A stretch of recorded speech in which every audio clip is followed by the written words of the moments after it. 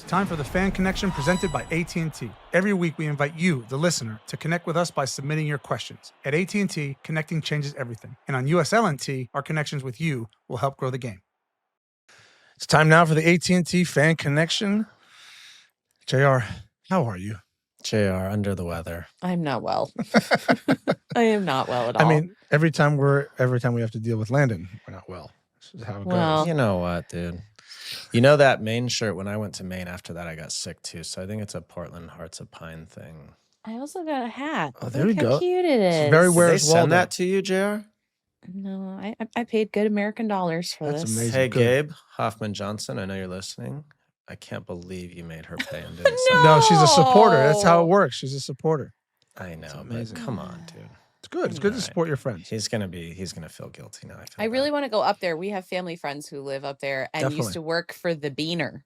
They used to work for LL Bean, so I have Really? to get up there and see a game. I'm sorry. Did you just call him the Beaner? Yes. I think we should do, JR, hear me out here. This is for a production meeting later, but we should rent a cabin and do a live pod from like a cabin That'd be rad. and then go to the Okay. game and do it from the game. That'd Yes. be There we great. go. I mean, I mean, it's I beautiful. love that. Beautiful there and cold. I will Jesus. say, Gabe Hoffman Johnson, can we get some like crew necks or some sweaters or something? Because this is a t-shirt and I can't in Maine.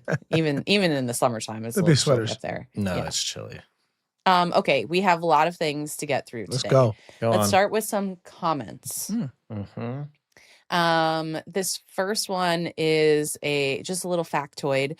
This is from Charlie via YouTube. Tim, about your comment about college players training in the summer Yeah. with USL2 teams last week.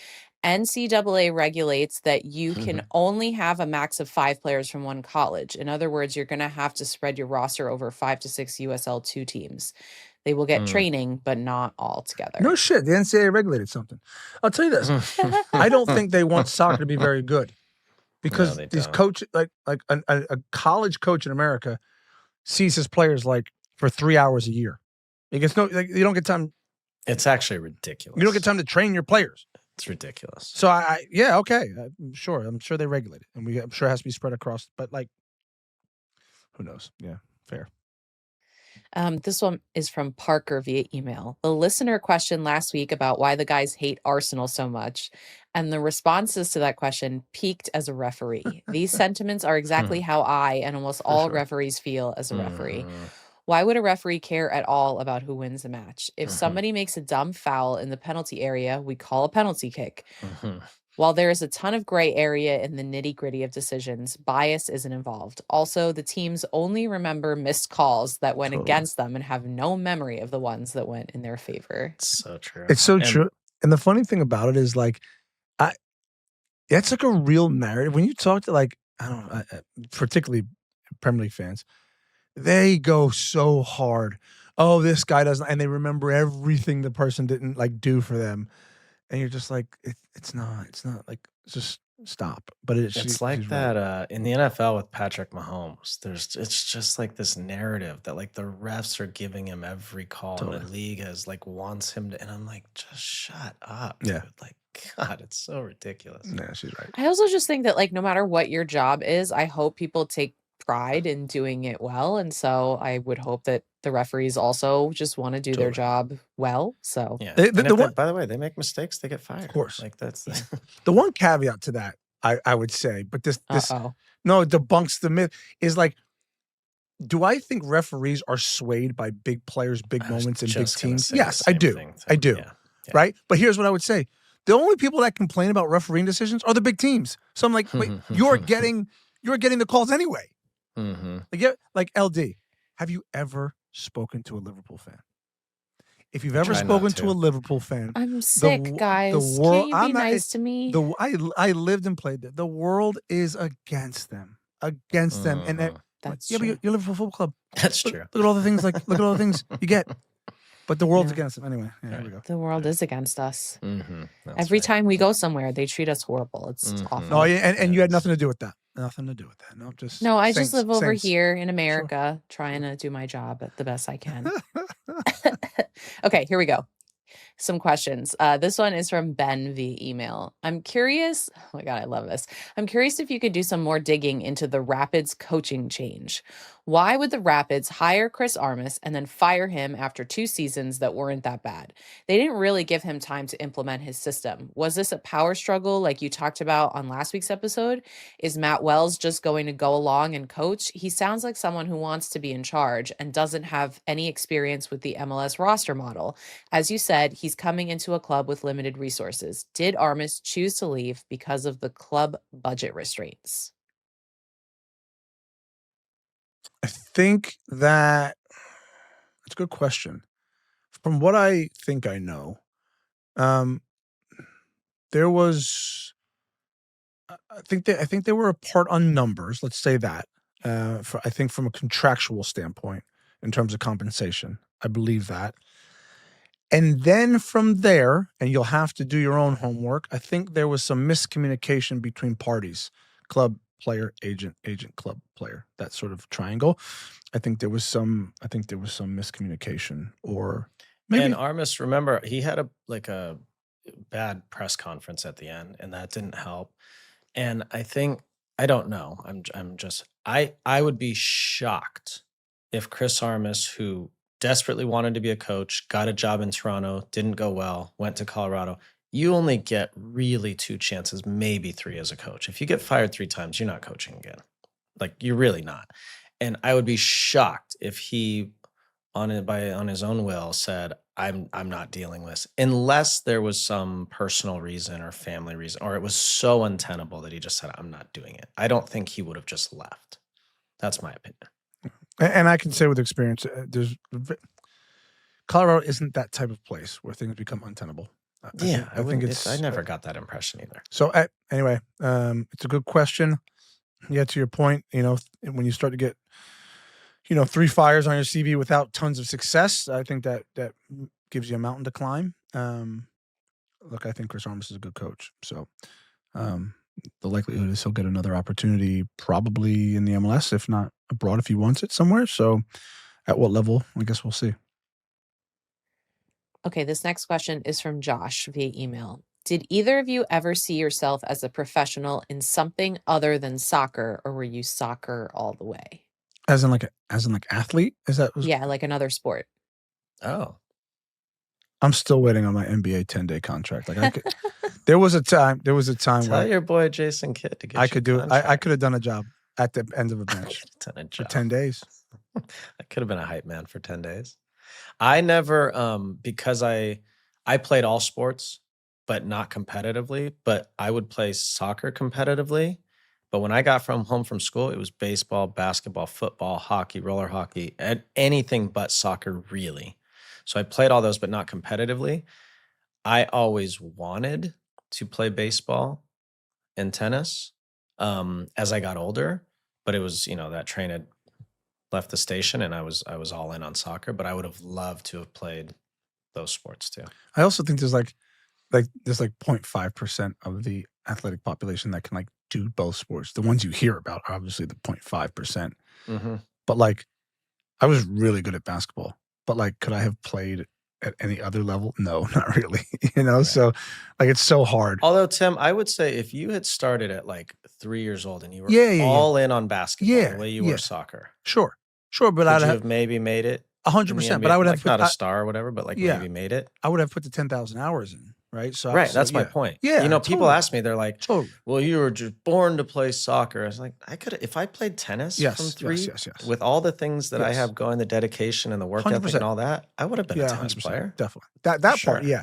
I'm just saying as it was playing both sports coming up through high school and whatever. Yeah. But playing both at the same time, no chance. So are you saying that somebody who currently is or has been a successful professional athlete was destined to be a professional athlete regardless of which sport was introduced to them at a young age? Or do you think there are certain sports that you're like, I don't think I could have been a race car driver or I could not have played basketball due to physical constraints, right? I probably could not have played hockey because everyone's 6'2" or taller, right? But if I had started and played tennis or baseball at the same, because there's so much more that go into the sport to being a professional than just being able to save a ball. Tim had to have all the other things that come with it. And if you can do it in Right. one sport, you can do it. That's translatable. But no question. Yeah, but I also think you find out a lot about sports. Like my daughter, God bless her, she did cheerleading for 1 year. You know what we found out after one season? She's not a cheerleader, right? But she was a soccer player and a basketball player. And but you start to any parent sort of figures out you help your kids get into activities. Like a perfect example would be Venus and Serena Williams. Their dad put them in tennis because there was a viable avenue for that. Or Tiger Woods, his dad put him in golf because he was at a golf club. But like if you would have told me, given their background, if the Williams sisters were good at softball or basketball, would they be, given how their upbringing was, would they have been the best? Yeah, they'd have been the best because they had a father and a mother who supported them, who and the ability drove them, and they had ability. So if they had that specific technique, yeah, they would have been professional no matter what. For sure. Yeah. Should we do a new rule? Oh no, I'm kind of enjoying this. New rules, everybody. So this is not. I just want to. This is not a new rule. We didn't get any boo. really good new Boo. rules. You guys got to do better. I'm Boo. not talking to the two of you. I'm talking to you, listener or viewer. You got to do better with these new rules. Get more creative. This one is basically asking you about what they're calling the Arsène Wenger rule, right? Changing the offside rule. So this one's from Mike via email. And shout out to Mike because he coaches women's soccer at SUNY Brockport, which is in between Rochester and Buffalo, New York. SUNY school. So Mike says hockey's offside rule only requires a part of the body, even just a toe or a skate blade, to be onside for an attacking player to be considered onside. I think soccer should adopt this. It would bring back the spirit of giving the benefit of the doubt to the attacker, result in more goals, and even more, let's try that again, and even improve the experience of the video review for the fans who won't feel so shafted when a toenail was offside anymore. What do you guys think? Love it. So the Arsène Wenger thing, remind me, it's clear daylight. That's what he says, right? Clear daylight. You have to be entirely offside to be offside. Right, like a full, clear line between the attack. Yeah, look, I would say, and you know this, Landon, that would not create more goals. That would create so many more goals. Like if you could be, I mean, when players are a fraction off, Landon, they usually score. If they're a complete body sort of daylight between them and the defender, we'd have 20 times more goals. I love it. I've said this forever. Not specifically about what it exactly looks like, but I don't understand why you're trying to eliminate goals from the game. People want to see, especially in our country. Yeah. Like they want to see, in baseball, there's a reason why the tie goes to the runner. Yeah. Like they want people on base. They don't want you to be called out because you get there at the same time. So I've always said, like, make it more feasible to score more goals. You don't have to get gimmicky or whatever, but I'm saying the offside rule can be adapted a tiny bit so that it gives the attacker a little advantage. Yeah, all for it. It's hard to score, man. It's hard. I know this is like not even that important, but I hate when they score a goal and then everybody suddenly looks at the referee, you know, so there's like no celebration. And even the fans are like, oh no, they're about to ruin our whole day. Like we didn't play with that. So I don't even know what that's like. It's terrible. It is. It really is. And I love VAR. So I know you guys. I do too. I agree with it. I would have hate to have scored, went and celebrate, jump into the riot squad and the ACB and whatever. And then you're like, oh. Why do you love VAR? Because I want to get it right. I think it works.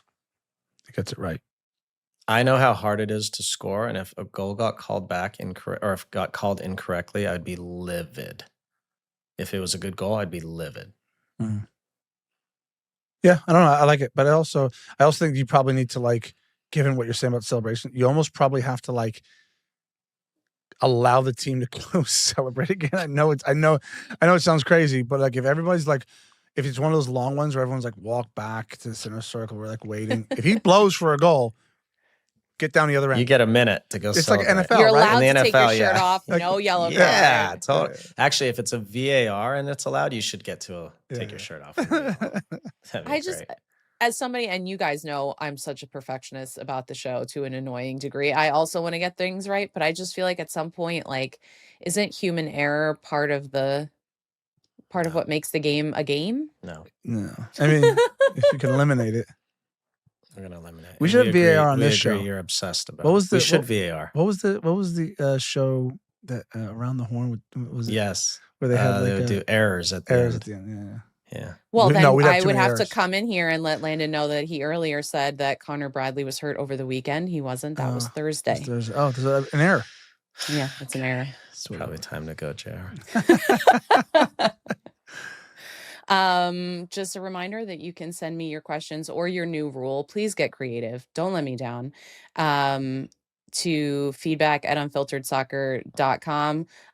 Also, please continue to be polite. I do really love the people who insist on writing their emails to you like I don't exist, which is absolutely hilarious. They're like, "Hi, amazing. Landon and Tim. Here are the things I'd like you to Well- talk about on Well, the here's show." what I would say.